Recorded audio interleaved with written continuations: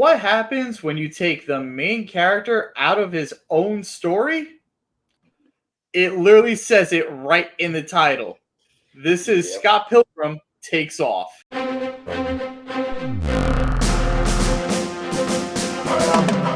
Now I get it because he took off from the show. He's taking a day off. That's it. It's not like take off. Okay, yeah. Welcome back, guys, gals, and other pals, to another edition of the Final Credits. And this time we are taking a look at Scott Pilgrim Takes Off. This is a Netflix exclusive series that it definitely took like its own thing from the original story. The bottom line for me with this, I hope they make a second season. I enjoyed what I saw, but there is one huge glaring problem I have with this series. And what's that, Big Grim? Well, Spade, I'll tell you. It is probably the thing that people were most hyped about with this. I hated the voice cast. Really? They were terrible. They were all terrible. Huh. Not all of them. Not all of them. Majority of them were not good at all. But I thought they were before okay. we get into that, though, everything else, like the visuals, I think were great about this. The art style was phenomenal. It literally took it straight out of the graphic novel. The animation itself, like all the moving bits, at times I felt like I was watching Speed Racer, but that's neither here nor there. Guys, what'd you think about this so far? Okay. I can't say that I'm the biggest Scott Pilgrim fan, and I'm not going to say that I don't know nothing about it, or rather anything about it. But I enjoyed it. I enjoyed it for what it was. I thought it was fun. It was quirky. It was, I don't know, like even the animation style was, to me, it was sort of fun and exciting. I didn't at first when Big Grim said in his trailer reaction that more things can happen in animation as opposed to live action, I was like, yeah, you're right. But then after watching this show, I was like, yes, you are right, 110%. So overall, I enjoyed it so much. I give it a 7. I would say it's a strong 7 out of 10. And if you like Scott Pilgrim or even just want to see something fun, watch it.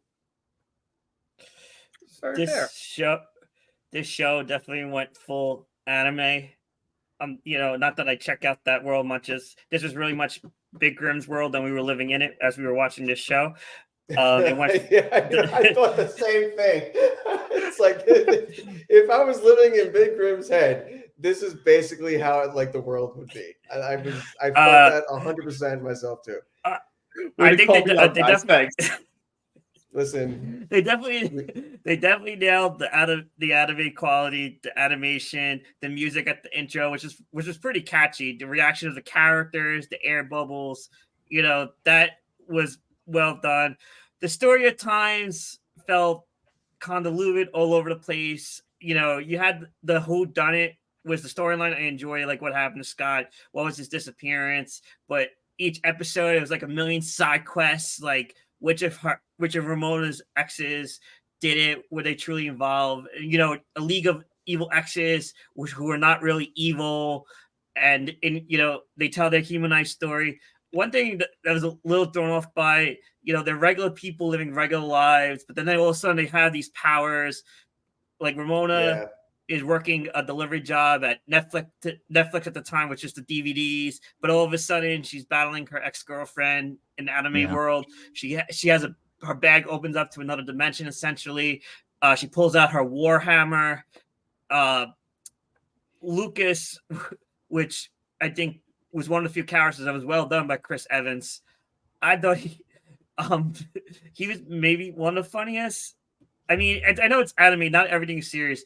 The whodunit storyline was the best, and the big reveal that it was really future Scott and older Scott trying to stop him from falling in love with Ramona. It was more Ramona's story most of the episodes, and she was the main focus. I thought she was possibly the best character. I was just thrown off all over. I was dipping my toe into the anime world. It's been a long time since I watched that kind of programming. Overall, it had a good ending. I thought it was okay overall. It's just I'm just not the million side quests with the characters that added to the quirkiness just threw me off a bit. Yeah, so I think like this, I feel like this is what the movie should have been, like the format it should have been in from the get go. Say what you want about the cast. If they kept this cast for the movie, that would have been fine. But I mean, I'm just to say for the viewers, I am not really much of a Scott Pilgrim fan at all. I never really watched the original movie. I know of like the comics and like how like what the aesthetic is supposed to be like. I know of like the general premise. So going into this, it was as close as to cold turkey as you can get. But I just knew that like like the visuals were correct, like the humor was correct, like the Nintendo references were great. That's kind of like what I was looking forward to. But I could tell that they changed, like what they changed with the story was probably like the low point of the whole show. And I feel like on and off, there were moments that were like losing me. And then there were like certain episodes that like would kind of get my interest back in. I think like the ones that like revolving around Lucas, Chris Evans' character, like Pancake said, I think that he was probably like the highlight of the show for the most part. Like the two episodes revolving around like the movie set, I thought were the most entertaining. But you know what? That ending, that reveal, like you said again, Pancakes, like that it was his future self trying to prevent his younger self from making a mistake, going out with whoever. Here we go again, going into like time travel, multiverse. With the Here we go multiverse. again. No, And you know literally, what? I can't give it a pass. I can't give that a pass. Listen, I called it the second that we found out that it wasn't Todd's portal. I literally said, like, please don't let this be time travel. Please don't let it be time travel. And of course, as God made apples, it's time travel. And Listen. immediately I'm like, The Flash why? did the same exact thing. We're not going to give the Flash a pass for that. We shouldn't give this a pass either. I'm sorry. Yeah, and no, you know what? I'm with you on that. It's a tired trope at this point. It's so freaking tired. And I'm just like, I get like Scott Pilgrim is a well-respected and loved franchise, but you could have done something better with that. That's all I could say. Yeah. The battle itself was fine. It was entertaining enough. I got the gist of the moral behind it and everything, but like, you did it again. Like you just couldn't. Whoever the writers were, you just couldn't. Break temptation. No, they couldn't on help that, themselves. could you? Yeah, it's just the one thing damn. I felt like if they would have, because this is not the same storyline that we saw in the graphic novels. Like they actually the second that I saw the portal pop up on the floor, I'm like, that's new. What I felt like if they should have done something like this, as opposed to like, oh, they going through like the 7 evil exes. Like, did they do it? Nope. You go through all of them and you realize, hang on a second, that's everyone. Who else could have done it? Introduce yourself. Crush. No, The Crutch. The Crush. Oh, the As Crush. in the guy who has had a crush on Ramona since they were kids and never did anything about it. And now he is against everyone, against Ramona for never noticing him, against the exes who like bit the bullet, took their shot, and Ramona stepped on him, but hey, they still got some. And especially Scott for being the new one to steal Ramona away from them. Like that I felt like could have been great. But no, time travel. Scott from the future screws up everything yet again. I think Scott Pilgrim said it best in the last episode when he goes, "What the hell? No fights, no kissing. This finale sucks." Yeah. That he's not wrong, but it was still enjoyable though. Yeah. It was. To say like overall, what I felt like it was enjoyable enough to like. I don't feel like I wasted my time watching this show. But like I said, there were moments where that lost me. There were moments that like kind of brought me back, and then the ending was just a little bit. So make what you will of it. But if you're a fan of the show, give it a shot. I think you'll enjoy like just the animation alone. Will keep you in for sure. I just want a second season now, just to see where And it deserves a second season too. I agree. Yeah, with that. It does. I want to see where the six bombs It can go. only improve. It can only improve. Mhm. I don't think They this don't is suck. I'm on the fence with having a season 2. Johnny, you mentioned like the writing. Well, one of the writers was the writer of the original graphic novel himself, Brian Lee Right. O'Malley. I think when it was in production, he wasn't interested, and Grimm probably might have preferred this as straight from the novel to the animation. He wanted to do something different, hence the time travel that we got. And that's all fine. No, that's fine. Yeah. You want something different. Again, but like the time travel is not different. The time travel is what we've seen like 20 times by now in like every movie we've been seeing. Death, that, and multiverse stuff. Guys, But that's here's the issue. It's the 2023 theme. That's what it is. No, it's Spade's a exactly right. 2019 through 2023 theme. This, Yes. and this is what's mainstream now, unfortunately. And yeah. I Time hate travel it. is a little big rage. Yeah. God. And another point, and Grim, I know you were critical of the voice cast, but in the conversation, who was one of the best voices, not even from the original movie cast coming out, Will Forte as old and even older Scott. I thought he did an excellent job. Reveal as the voice of the main villain. He's possibly the best voice acting on the show And for really, the couple episodes that he was in. Yeah. Not nanobots. Put nanobots in his food. Bruh, I don't know. Okay, sure. I really don't know. But again, like I said, the whole voice cast was hit or miss. And it really does just go to show you, yes, you can be a very good actor on camera. That's fine.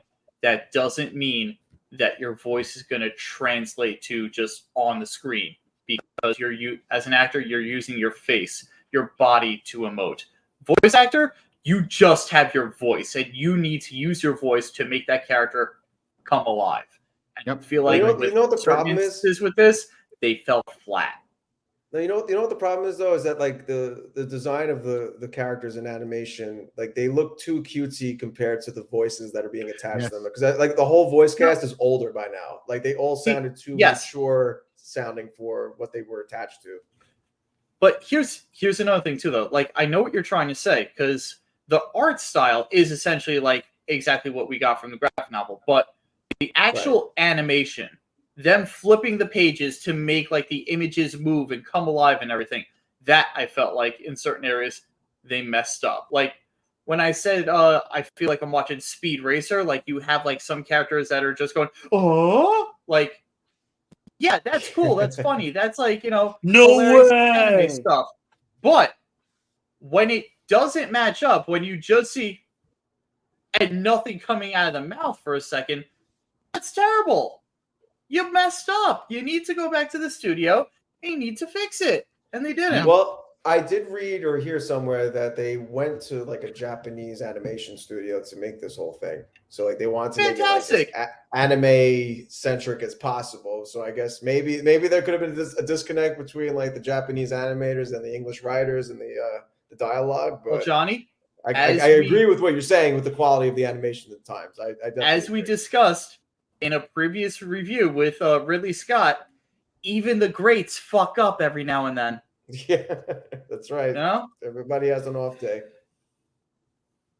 I don't know if it was straight from the graphic novel. I did like the use of to give it the video game feel for each episode, and then when the characters fight each other and they said fight, like a nod to Mortal Kombat. Yeah.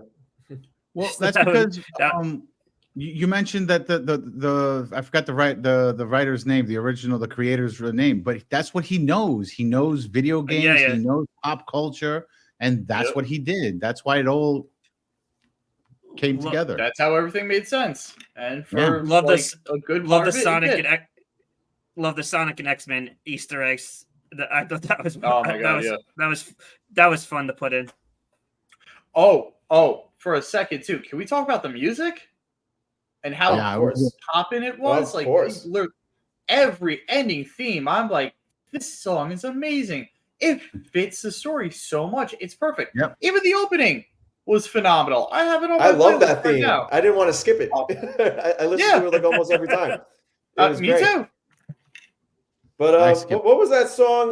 Was it Tony Braxton? If you could read my mind. Like Yes. that song. Yes. That Oh my song God. is Yes. forever ruined. That song is forever Oh. ruined for me after that fucking episode, man. It's Wow. oh god damn, what a scene that was. And then they used it again for the credits. I was actually dying laughing. It was so fucking funny. It was great. Yeah. That was awesome. Well, But yeah, the music was top notch. Any finishing thoughts on this, guys? If you're a fan, like I No? said, give it a watch. If you're not, you're probably not going to be missing much. You're probably going to be lost like I was half the time. So make what you will of that. Well, guys, I think that's our final thoughts for Scott Pilgrim Takes Off. Let us know how you feel. Like, comment, subscribe, do all the things down the doobly-doo. Let us know how you feel. Did you like it? Did you hate it? Do you agree with us? Do you also want to be jutted into a comic book world for a couple of issues or so? Let us know. Until then, roll credits. We're out. Roll credits. Roll credits.